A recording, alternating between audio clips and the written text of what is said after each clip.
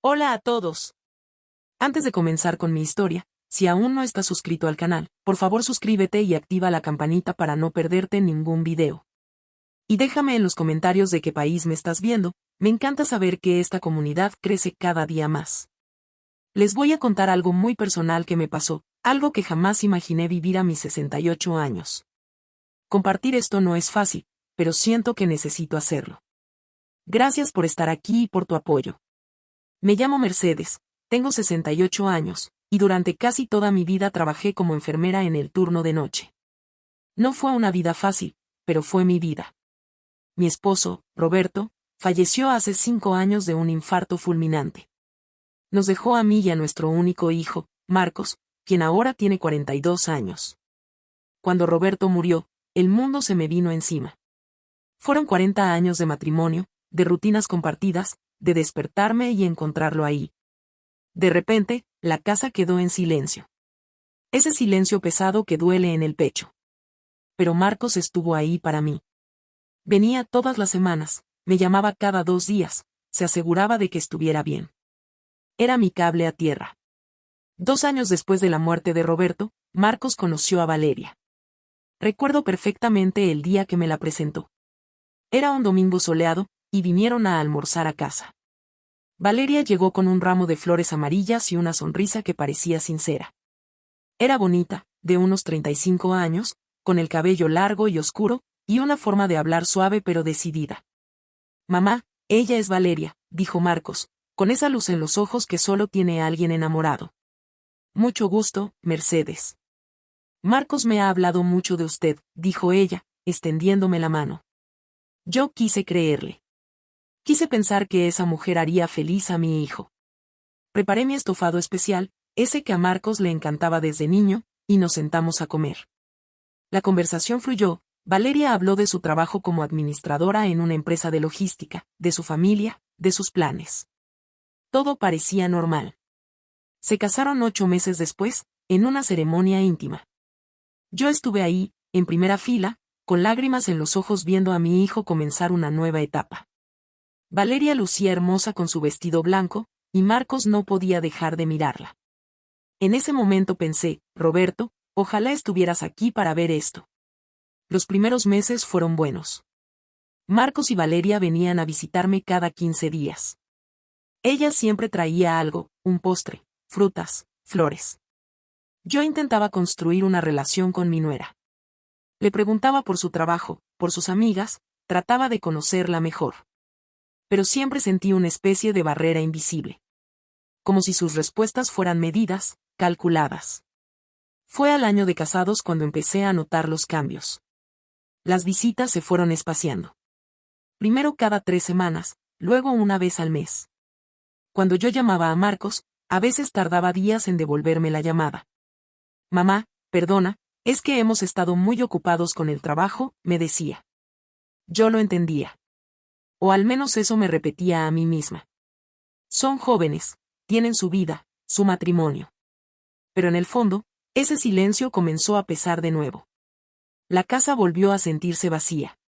Un día, decidí llamarlos para invitarlos a cenar. Necesitaba verlos, sentir que seguía siendo parte de sus vidas. ¿Aló? Contestó Valeria. Hola, Valeria, soy Mercedes.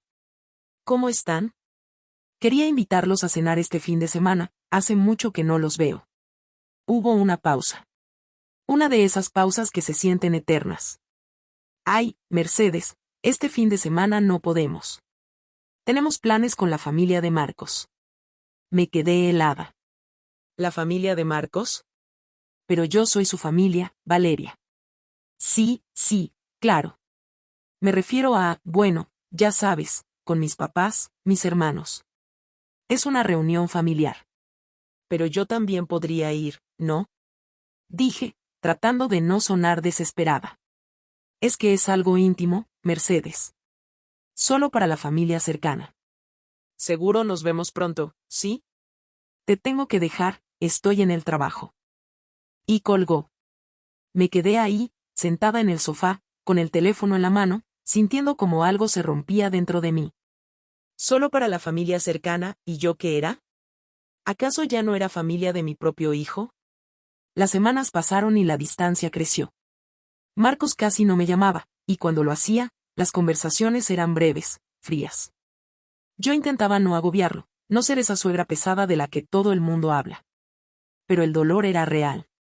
Me pasaba las tardes mirando fotos viejas de Marcos cuando era niño, de Roberto cargándolo en sus hombros, de nuestras vacaciones en la playa. Una tarde, una vecina, la señora Estela, vino a tomar té conmigo. Ella tiene 72 años y siempre ha sido muy directa.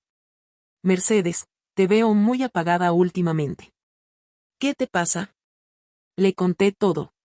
Las visitas que ya no existían, las llamadas que nunca llegaban, esa frase de Valeria que no podía sacarme de la cabeza. Ay, mi querida Mercedes, dijo Estela, tomando mi mano. A veces las nueras ven a las suegras como una amenaza. Pero tu hijo tiene que recordar quién estuvo siempre para él. No quiero causar problemas, Estela. Solo quiero ver a mi hijo. Y tienes todo el derecho. Eres su madre. Pero el tiempo siguió pasando. 2 meses sin verlos. 3 meses. Yo seguía llamando, dejando mensajes. Hola, hijo, solo quería saber cómo estás. Marcos, hace tiempo que no sé de ti. ¿Están bien? Me preocupo. Rara vez recibía respuesta. Hasta que un día, sonó el teléfono. Era Marcos. Mamá, necesito hablar contigo. El tono de su voz me asustó. Sonaba serio, distante. Dime, hijo, ¿qué pasa?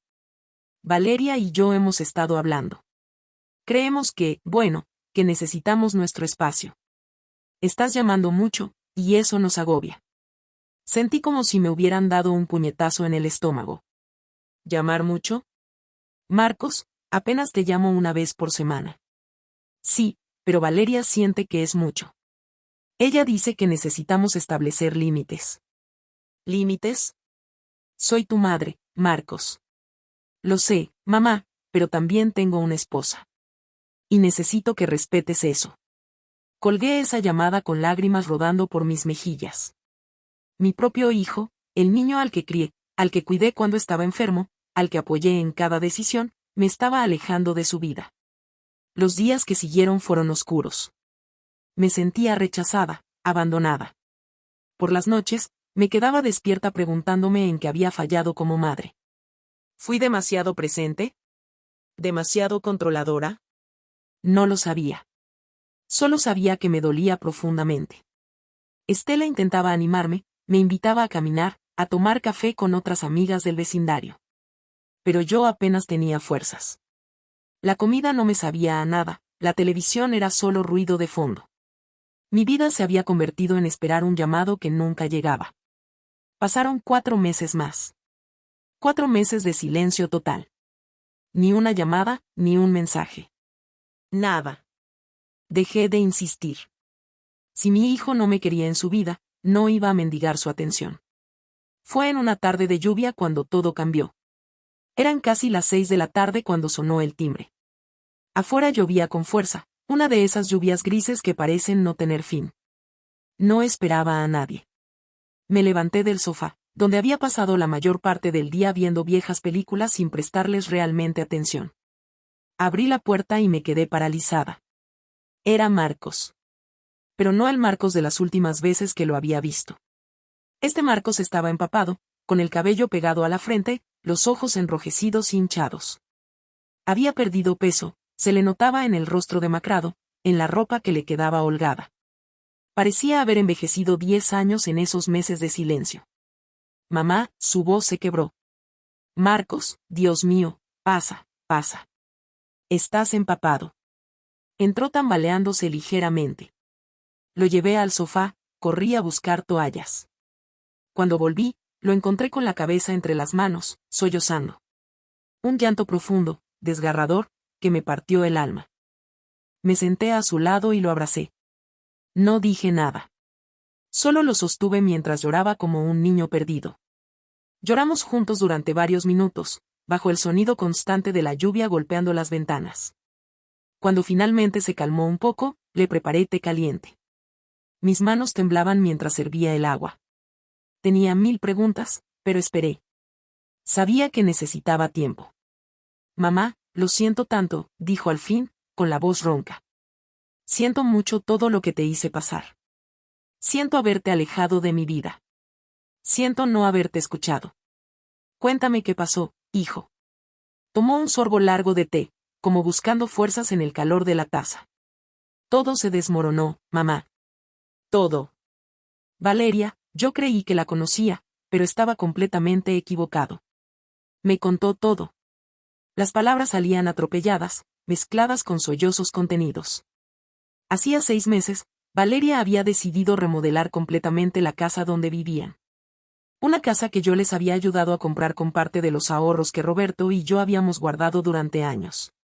Le dije que no teníamos el dinero para eso, que debíamos ser prudentes. Pero ella insistió, mamá. Dijo que merecíamos vivir bien, que yo era un tacaño, que nunca quería darle nada lindo. Valeria contrató decoradores caros, compró muebles importados, cambió pisos, renovó la cocina y los baños.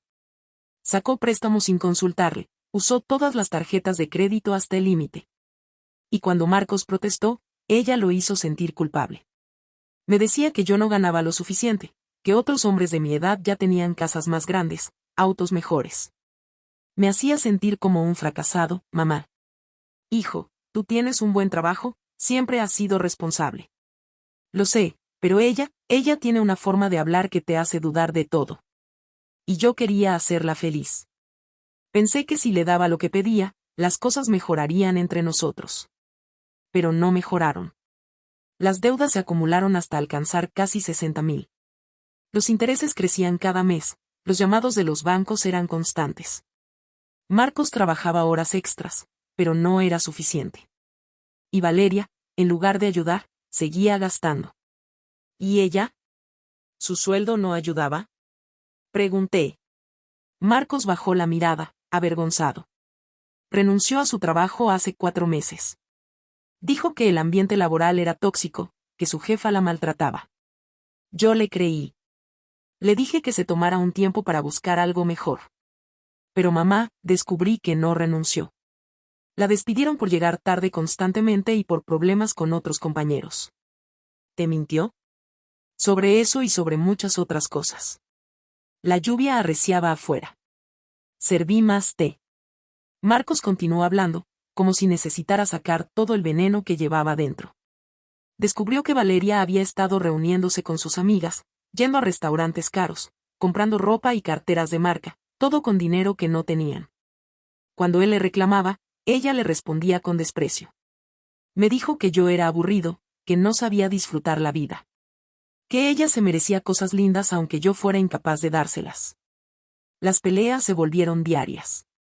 Valeria lo menospreciaba constantemente, lo comparaba con los esposos de sus amigas, lo hacía sentir inferior. Y lo peor de todo vino después. Hace 3 semanas, llegué temprano a casa. No me esperaba. Y la encontré revisando papeles en mi escritorio. Papeles sobre la casa, sobre las cuentas bancarias, sobre todo lo que tengo a mi nombre. ¿Qué clase de papeles? Información sobre divorcios, mamá. Sobre cómo se divide el patrimonio, sobre pensiones alimenticias, sobre derechos de la esposa. El corazón me dio un vuelco. Cuando la enfrenté, primero lo negó. Luego dijo que solo estaba informándose, que tenía derecho a saber sus opciones. Discutimos horrible. Y ahí fue cuando dijo algo que me dejó helado. ¿Qué dijo? Dijo, de todas formas, cuando tu madre muera, la mitad de esa herencia me corresponde. Así que es mejor que empieces a tratarme bien. Sentí náuseas. Esa mujer estaba esperando mi muerte como quien espera cobrar un premio. Marcos, ¿ella sabe que la casa donde viven está a mi nombre todavía? ¿Que nunca hice el traspaso completo? No. Siempre pensó que ya era mía. Yo nunca le aclaré los detalles. Eso me dio un alivio momentáneo, pero la rabia crecía en mi pecho. Esa mujer no solo había alejado a mi hijo de mí, no solo lo había endeudado y maltratado emocionalmente, sino que además estaba calculando mi muerte como parte de su plan financiero. ¿Y qué piensas hacer? Le pregunté. No lo sé, mamá. Estoy perdido. Una parte de mí todavía recuerda a la mujer de la que me enamoré. Pero esa mujer ya no existe, o quizás nunca existió. No sé si puedo seguir así. Hijo, nadie merece ser tratado de esa manera. El amor no puede estar basado en el desprecio y la manipulación. Lo sé. Pero tengo miedo, mamá. Miedo de estar solo, miedo de fracasar, miedo de admitir que me equivoqué. Lo abracé nuevamente. No estás solo. Me tienes a mí. Siempre me tendrás. Esa noche, Marcos se quedó a dormir en su antigua habitación. La habitación que había conservado intacta desde que se fue de casa, con sus trofeos de fútbol del colegio, sus libros favoritos, sus pósters en las paredes. Lo escuché llorar a través de la puerta, y tuve que contenerme para no entrar. Necesitaba procesar todo esto solo. Al día siguiente, desayunamos juntos. Hacía tanto tiempo que no compartíamos un desayuno que casi había olvidado cómo le gustaba el café, con poca azúcar y mucha leche. Mamá, necesito pedirte algo, pero no sé cómo. Dime, hijo. Necesito ayuda con las deudas. Estoy ahogándome. Si no pago pronto, voy a perder todo. Voy a perder la casa, mi auto, mi trabajo está en riesgo porque el estrés me tiene mal. No puedo concentrarme. Mi corazón se partió al verlo así. Tan vulnerable, tan asustado. ¿Cuánto necesitas? Me dijo la cifra. Era casi todo lo que me quedaba de ahorros. El dinero que había guardado para mi vejez, para cualquier emergencia médica, para no ser una carga para nadie. Pero al ver a mi hijo así, destruido, no lo pensé dos veces.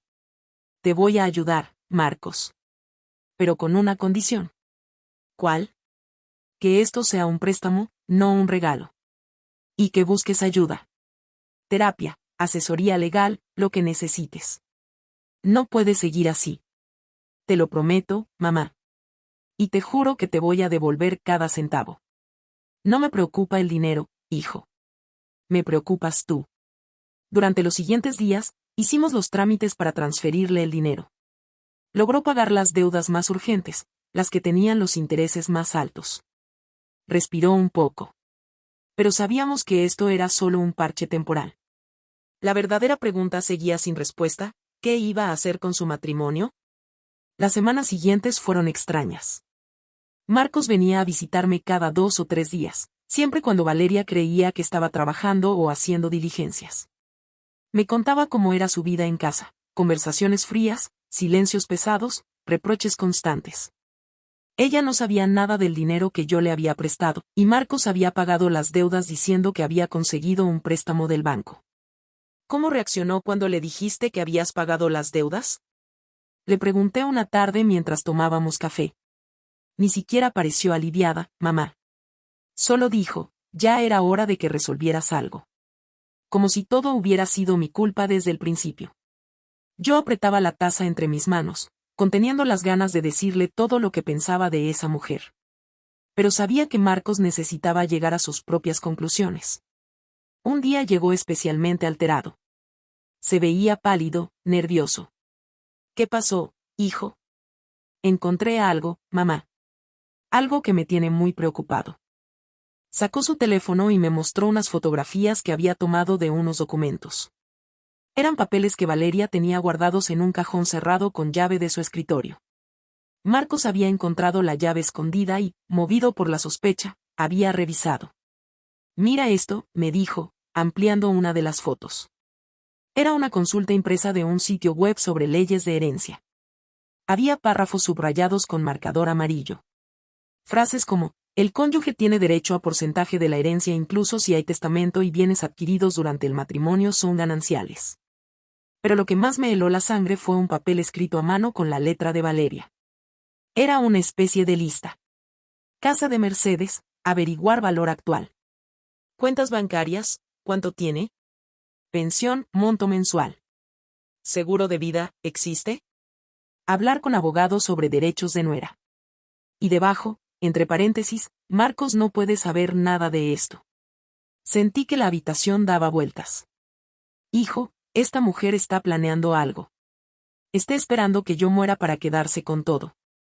Lo sé, mamá. Por eso estoy asustado. Por eso no sé qué hacer.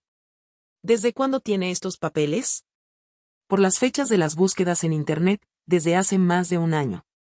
Desde mucho antes de que empezaran los problemas de dinero. Eso significaba que Valeria había estado calculando esto desde el principio. Quizás incluso desde antes de casarse con Marcos. El pensamiento me revolvió el estómago. Marcos, tienes que hablar con un abogado. Necesitas protegerte. Ya lo hice, mamá. Fui a ver a uno la semana pasada. Me dijo que si me divorcio ahora, ella puede reclamar la mitad de todo lo que esté a mi nombre. La casa donde vivimos, aunque tú hayas ayudado a pagarla, está a mi nombre. El auto también.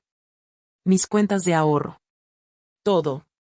¿Y qué hay de las deudas que ella generó? Esas también se dividen. Pero como las tarjetas y préstamos están a mi nombre porque ella no tenía trabajo, legalmente son mi responsabilidad. Era una pesadilla. Esa mujer había creado un escenario perfecto. Había gastado sin control, había endeudado a mi hijo, lo había aislado de mí, y ahora estaba posicionada para llevarse la mitad de todo en un divorcio. ¿Y el abogado que te aconsejó? Que reúna pruebas. Que documente todo, los gastos excesivos, las mentiras, todo. Que guarde los estados de cuenta, las conversaciones. Que construya un caso sólido antes de hacer cualquier movimiento. ¿Y mientras tanto? Mientras tanto, tengo que seguir viviendo en esa casa, con esa mujer, fingiendo que todo está normal. Es un infierno, mamá. Durante el mes siguiente, Marcos se convirtió en un detective en su propia casa. Fotografiaba documentos, guardaba mensajes de texto donde Valeria lo insultaba o le hacía reproches. Registraba cada gasto excesivo, cada mentira que descubría. Y descubrió muchas.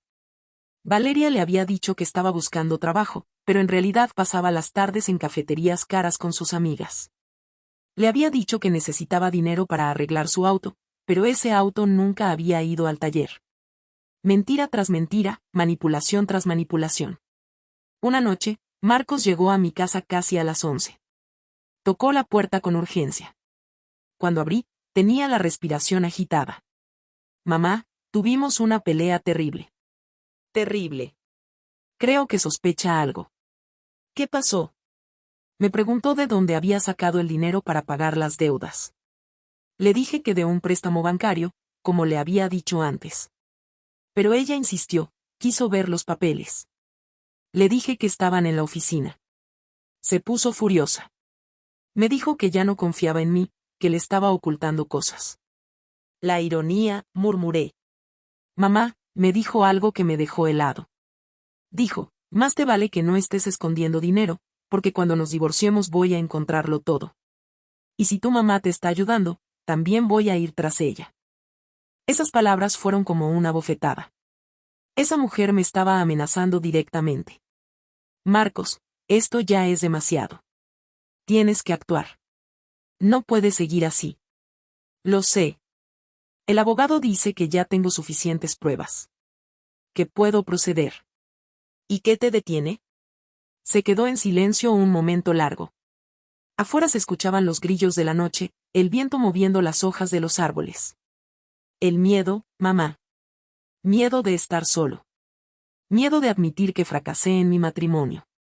Miedo de enfrentarme a todo lo que viene después. Me senté junto a él y tomé sus manos. Hijo, el fracaso no es terminar un matrimonio que te hace daño. El fracaso es quedarte en un lugar donde no te valoran, donde te maltratan, donde no eres feliz. Tu papá, que en paz descanse, siempre decía que la vida es demasiado corta para pasarla siendo infeliz. ¿Tú crees que estoy haciendo lo correcto? Creo que ya sabes la respuesta. Solo necesitas el valor para actuar. Esa noche, Marcos tomó una decisión. Le pediría el divorcio a Valeria. Pero antes, haríamos algo importante. Al día siguiente, fuimos juntos a ver a un notario. Yo hice un testamento formal, dejando todo especificado con claridad. La casa donde vivía quedaba para Marcos, pero con una cláusula: si él moría antes que yo o al mismo tiempo, todo pasaba a una fundación de beneficencia, no a ningún cónyuge. Mis ahorros restantes, lo mismo. Todo quedó blindado legalmente. Mamá, no tienes que hacer esto, dijo Marcos mientras salíamos de la notaría. Sí tengo que hacerlo. Esa mujer no va a aprovecharse de lo que tu padre y yo construimos con tanto esfuerzo. Esto es para protegerte a ti y para proteger nuestra familia. También hicimos algo más. Fuimos al banco y yo retiré de la casa de Marcos cualquier derecho de propiedad que pudiera reclamar Valeria. Técnicamente, esa casa seguía siendo mía, solo estaba en comodato para Marcos. El abogado nos explicó que eso cambiaba todo en caso de divorcio. Si la casa no es tuya, no puede reclamarla ella, explicó el abogado. Puede enojarse, puede intentar demandarte, pero legalmente no tiene base. Marcos parecía respirar un poco más tranquilo. Durante la siguiente semana, preparamos todo. El abogado redactó los papeles de divorcio.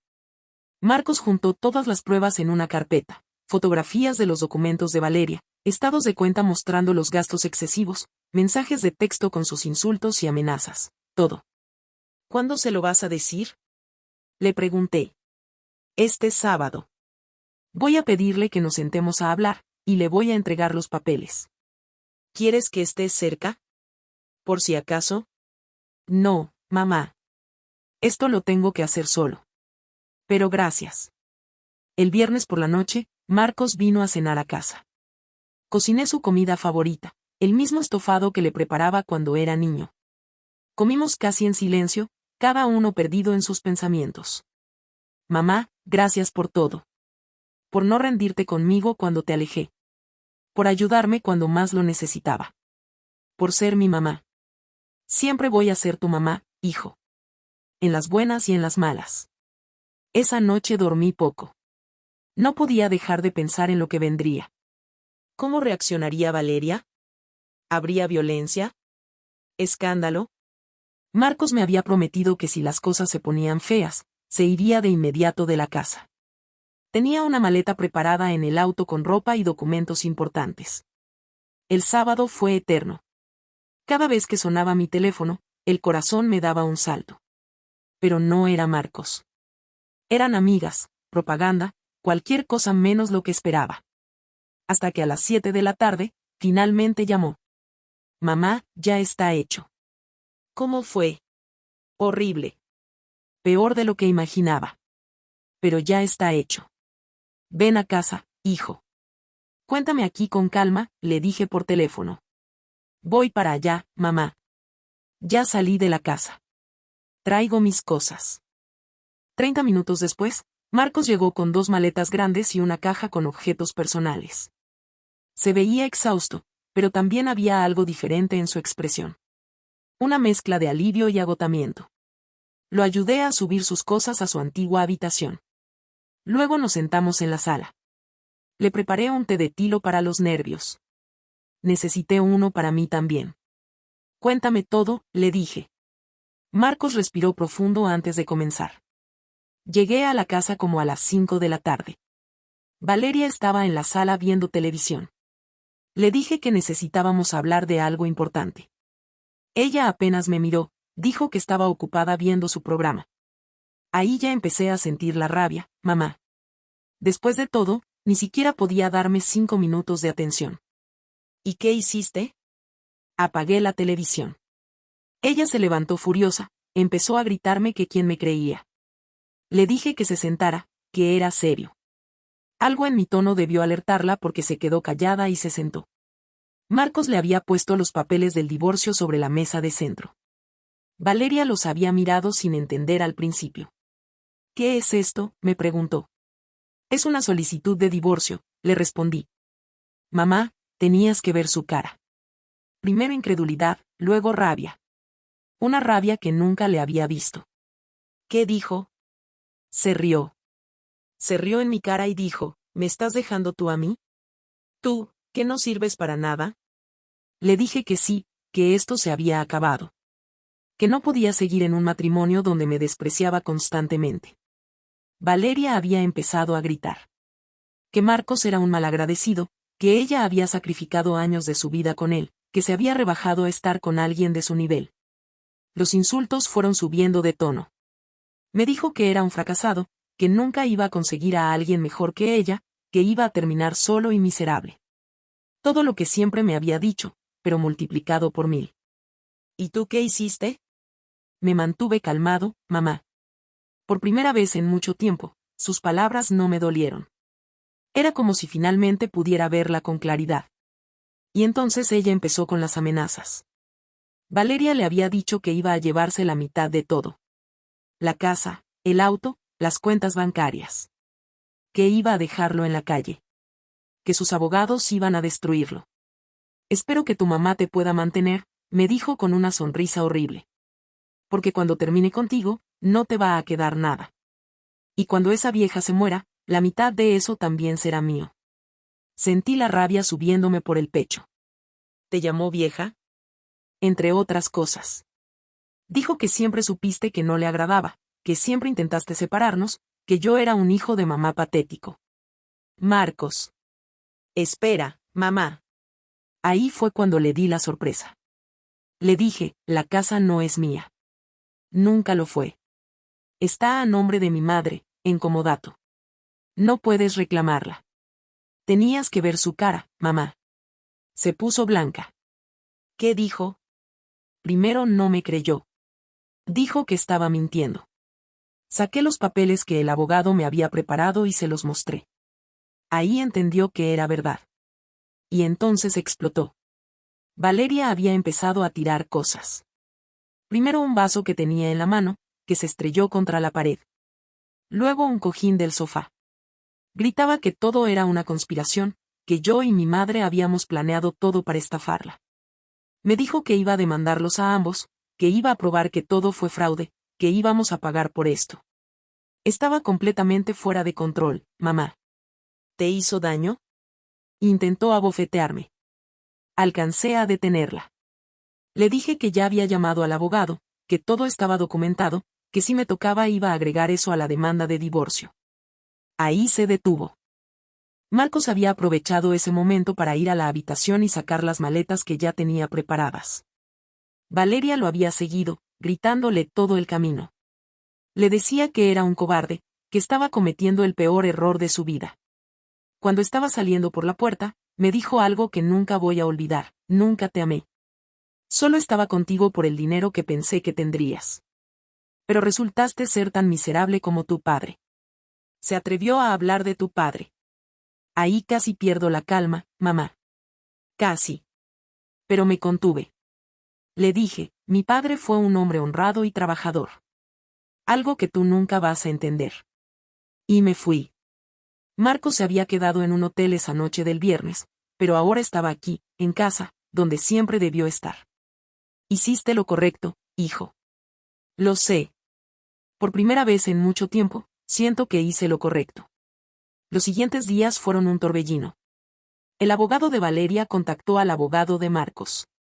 Ella estaba exigiendo compensación, alegando que había dejado su trabajo para dedicarse al matrimonio, que merecía manutención. Es increíble, me decía Marcos. La despidieron, no renunció. Y ahora quiere que yo la mantenga. El abogado de Marcos presentó todas las pruebas, los estados de cuenta mostrando los gastos excesivos, los documentos que ella tenía sobre herencias, los mensajes de texto insultantes. Todo. Mi abogado dice que tenemos un caso sólido, me contó Marcos una noche durante la cena. Que es probable que el juez vea todo esto y no le dé nada, o muy poco. ¿Y cómo te sientes con todo esto? Aliviado, mamá. Cansado, pero aliviado. Como si finalmente pudiera respirar. Pasaron 2 semanas. Marcos empezó a verse mejor. Recuperó algo de peso, el color volvió a su rostro, empezó a sonreír de nuevo. Salíamos a caminar por las tardes, cocinábamos juntos, veíamos películas. Era como recuperar a mi hijo. Una tarde, mientras preparábamos lasaña, otra de sus comidas favoritas, me dijo: Mamá, he estado pensando. Cuando todo esto termine, cuando el divorcio esté finalizado, quiero hacer terapia. Quiero entender cómo llegué a ese lugar, cómo dejé que alguien me tratara así. Me parece excelente idea, hijo.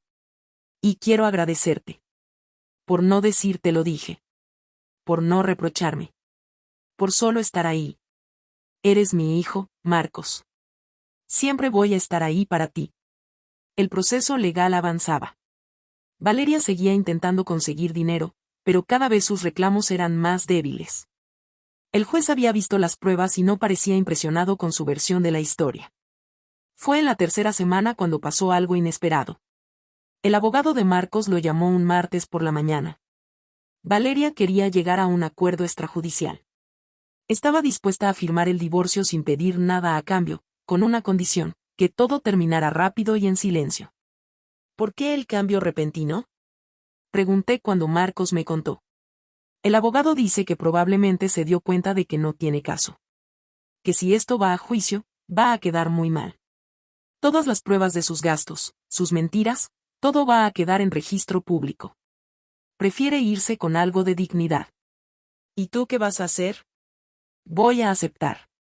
Solo quiero que esto termine, mamá. Quiero pasar la página. Una semana después, firmaron los papeles. Marcos volvió a casa ese día con una expresión de paz que no le había visto en años. Ya está, mamá. Oficialmente estoy divorciado. Lo abracé fuerte. ¿Cómo te sientes? Libre. Me siento libre. Pero la historia no terminó ahí. 2 días después del divorcio, recibí una llamada que no esperaba. Era de una abogada llamada doctora Méndez. Me pedía que fuera a su oficina, que tenía algo importante que discutir conmigo. Me extrañó, pero accedí. Fui sola. Marcos estaba en el trabajo, recuperando las horas que había perdido durante todo este proceso. La oficina de la doctora Méndez estaba en el centro, en un edificio antiguo pero elegante. Era una mujer de unos 50 años, con cabello corto gris y una mirada inteligente detrás de unos lentes. Gracias por venir, señora Mercedes. Sé que esto puede parecer extraño, pero necesitaba hablar con usted personalmente. ¿De qué se trata? Represento los intereses de la señora Valeria en algunos asuntos. Y me contactó hace unos días con una propuesta particular. El corazón me empezó a latir más fuerte. ¿Qué propuesta? Ella quiere que usted le pague una suma de dinero, digamos una compensación, por los años que estuvo casada con su hijo. A cambio, promete no volver a contactarlos nunca más. No podía creer lo que estaba escuchando. ¿Me está pidiendo dinero? ¿Después de todo lo que hizo? Señora Mercedes, le voy a ser completamente honesta. Valeria vino a mi oficina pensando que yo la iba a ayudar a presionarla a usted. Me mostró algunos documentos, me contó su versión de la historia. Pero cuando investigué un poco más, cuando vi los documentos del divorcio de su hijo, cuando entendí realmente lo que había pasado, le dije que no podía representarla en esto. Entonces, ¿por qué me llamó? Porque necesitaba que usted supiera lo que estaba intentando. Y porque necesitaba decirle algo importante. La doctora Méndez sacó una carpeta de su escritorio. Su nuera, o exnuera mejor dicho, tiene un patrón. Investigué un poco. Este es su tercer matrimonio. Me quedé helada. ¿Tercero? Sí. Se casó a los 23 con un hombre mayor que tenía dinero. Ese matrimonio duró 2 años. Cuando se divorciaron, ella consiguió una suma considerable porque él tenía propiedades a su nombre. El segundo matrimonio fue a los 28. Duró 3 años. También terminó en divorcio con ella recibiendo compensación. ¿Y Marcos nunca supo nada de esto? Aparentemente no. Ella usa su nombre de soltera, y nunca mencionó matrimonios previos. Su hijo fue, perdone que lo diga así, pero fue su tercer intento de conseguir estabilidad financiera a través del matrimonio. Sentí náuseas. ¿Por qué me cuenta todo esto? Porque Valeria amenazó con venir personalmente a su casa a exigirle dinero. Y porque, como abogada, aunque no puedo representarla en extorsión, sí puedo advertirle a otra persona que está en peligro. Considere esto una advertencia profesional. ¿Qué debo hacer? Si ella la contacta, no le abra la puerta. No le dé dinero. No negocie con ella. Y si la amenaza, llame a la policía inmediatamente. Tengo copias de todo esto, señaló la carpeta, que puedo proporcionar a las autoridades si es necesario. Salí de esa oficina temblando. Llamé inmediatamente a Marcos y le conté todo. Dios mío, mamá. 3 matrimonios. ¿Cómo no lo supe? ¿Cómo no investigué nada antes de casarme? Porque estabas enamorado, hijo. Y ella sabía exactamente cómo ocultarlo. Esa noche, Marcos vino a casa directo del trabajo. Estábamos los dos sentados en la sala, procesando toda esta información, cuando sonó el timbre. Eran las 8 de la noche. Marcos fue a ver por la mirilla. «Es ella», susurró. «Es Valeria». El timbre siguió sonando, cada vez más insistente. Luego empezaron los golpes en la puerta. «Sé que están ahí. Marcos. Mercedes. Abran esta puerta». «Voy a llamar a la policía», dije, sacando mi teléfono. «Esto es solo para la familia», gritaba Valeria desde afuera. «Solo queremos resolver esto en familia». Pero no abrimos. Llamé a la policía mientras Marcos grababa todo en video desde adentro. Los gritos, las amenazas, todo. Cuando llegó la patrulla, Valeria cambió completamente su actitud.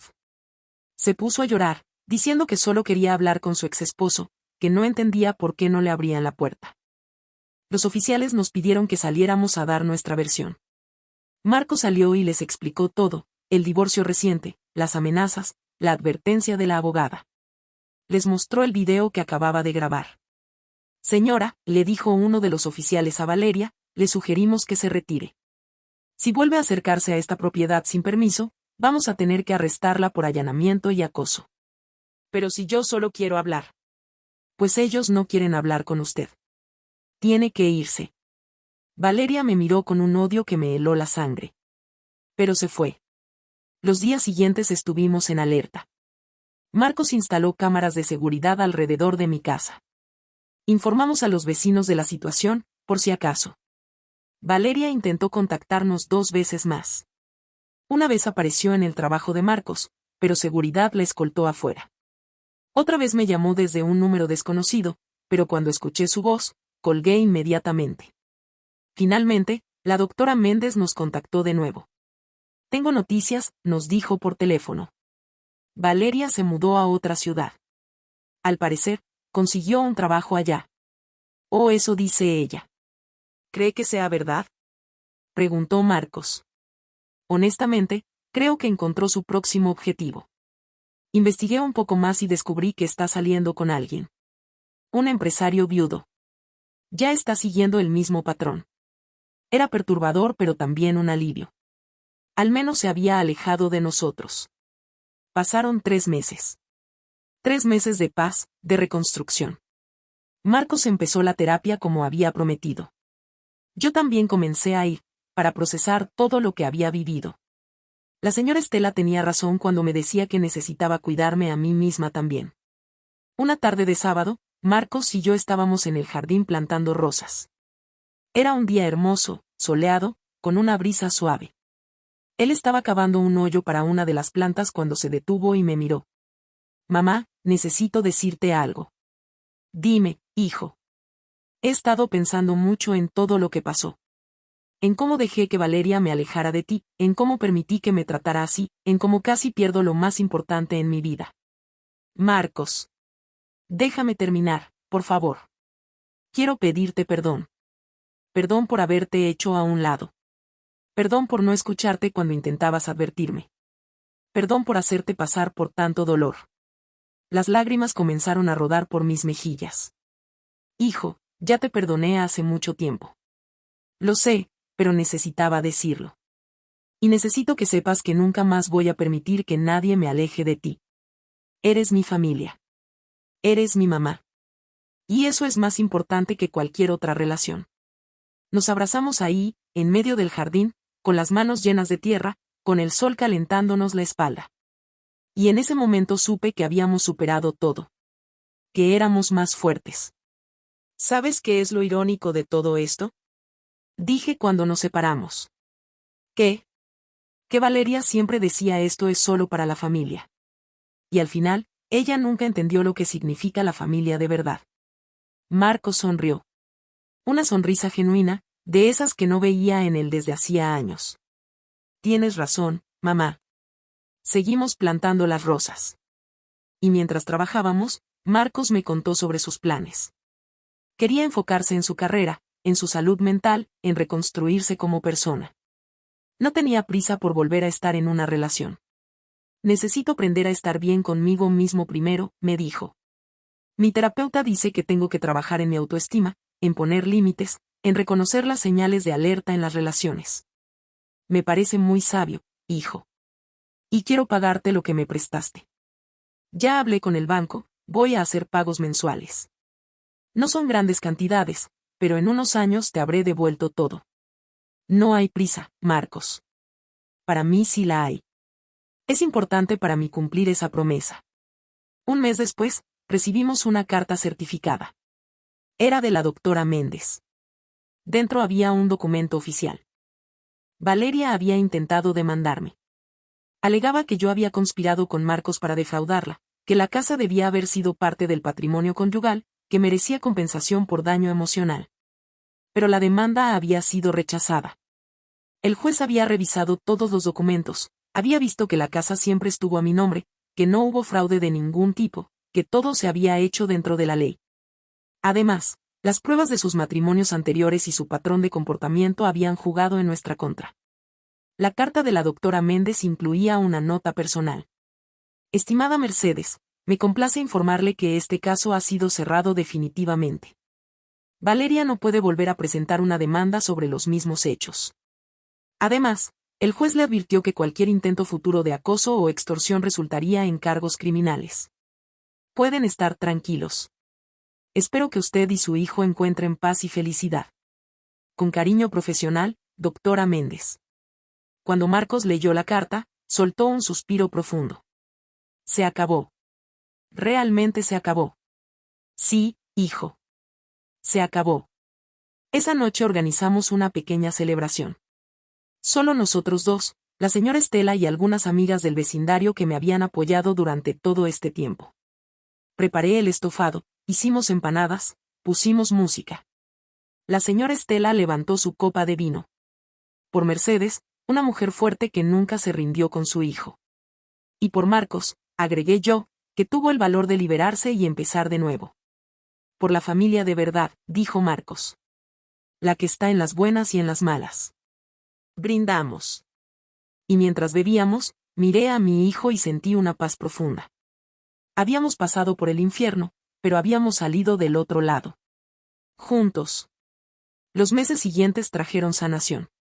Marcos progresaba en su terapia, yo en la mía. Nuestra relación se fortaleció de maneras que nunca imaginé. Ahora no solo era su madre, también era su amiga, su confidente, su apoyo incondicional. Él empezó a salir de nuevo, pero esta vez diferente. Con cautela, con límites claros, sin apresurarse. Me presentó a algunas personas que conoció, pero siempre dejando claro que yo era parte importante de su vida y que cualquiera que quisiera estar con él tenía que aceptar eso. He aprendido que alguien que realmente me ama va a querer que tenga una buena relación con mi familia, me dijo una tarde. No va a intentar alejarme, sino integrarse. Exacto, hijo. Un año después del divorcio, en un día que parecía un día cualquiera, Marcos llegó a casa del trabajo con una sonrisa misteriosa. Mamá, tengo algo que contarte. ¿Qué pasó? ¿Recuerdas que hace unos meses te conté sobre una compañera de trabajo? Laura. La recordaba. Una ingeniera que trabajaba en su departamento. Marcos la había mencionado un par de veces, siempre con respeto y cariño. Sí, la recuerdo. Hemos estado saliendo. Nada serio todavía, solo conociéndonos. Y ella quiere conocerte. Dice que no puede conocer realmente a alguien sin conocer a su familia. El corazón me dio un vuelco. Pero esta vez era diferente. Esta vez sentía esperanza, no miedo. Me encantaría conocerla. Laura vino a cenar el siguiente domingo. Era una mujer de 40 años, con una sonrisa cálida y genuina. Llegó con flores para mí y una botella de vino. Señora Mercedes, es un placer conocerla. Marcos habla mucho de usted. El placer es mío, Laura. Y por favor, dime Mercedes. La cena fue maravillosa. Laura me preguntó sobre mi trabajo como enfermera, sobre mis años de casada con Roberto, sobre mis hobbies. Escuchaba con atención genuina. Me contó sobre su propia familia, sobre su trabajo, sobre sus pasiones.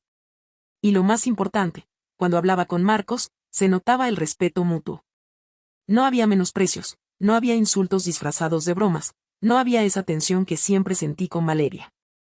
Cuando se fue esa noche, Marcos me preguntó. ¿Y bien? ¿Qué te pareció? Me pareció genuina, hijo. Me pareció que te trata con respeto y cariño. Eso es lo más importante. ¿Sabes qué fue lo primero que me dijo cuando le conté sobre todo lo que pasó con Valeria? ¿Qué? Qué bueno que tu mamá estuvo ahí para ti. Eso es lo que hace la familia de verdad. Ahí supe que era especial. Los ojos se me llenaron de lágrimas. Suena como una buena mujer, Marcos. Lo es, mamá. Y va despacio. No hay presión, no hay exigencias. Solo, paz. Han pasado 2 años desde todo aquello. Marcos y Laura siguen juntos, ahora viven juntos pero sin prisa de casarse. Ella viene a almorzar conmigo cada 15 días, a veces sola, a veces con Marcos. Hemos desarrollado una relación hermosa. Yo recuperé todos mis ahorros que le presté a Marcos. Él cumplió su promesa de pagarme hasta el último centavo. Pero lo más importante es que recuperé a mi hijo. Valeria se casó de nuevo, nos enteramos por casualidad. Su 4º matrimonio. Ya no nos afecta. Es solo un recuerdo distante de una época oscura que superamos juntos. Ahora, cuando veo a Marcos feliz, riendo, viviendo su vida con plenitud, siento que todo valió la pena. El dolor, las lágrimas, las noches sin dormir, todo. Porque al final, la familia de verdad no es la que se rinde cuando las cosas se ponen difíciles. La familia de verdad es la que lucha, la que perdona, la que está ahí sin importar qué. Esa frase que tanto me dolió, esto es solo para la familia, terminó siendo profética. Pero no de la manera que Valeria pensó. Porque sí, esto era solo para la familia. Para la familia real. Para Marcos y para mí. Para nuestro vínculo inquebrantable de madre e hijo. Para el amor que sobrevivió a la manipulación, a la distancia, a todo. Y cuando la abogada, la doctora Méndez, dijo algo diferente frente a todos aquel día en su oficina, cuando reveló la verdad sobre Valeria, su historia, sus patrones, no estaba destruyendo una familia. Estaba salvando una. A veces la verdad duele, pero la verdad también libera. Y nosotros somos libres. Gracias por acompañarme en esta historia tan personal y dolorosa, pero con un final esperanzador. Si te llegó al corazón, no olvides suscribirte al canal, darle like a este video y comentar de qué país nos estás viendo. Tus comentarios y apoyo significan todo para mí. Nos vemos en la próxima historia. Un abrazo grande.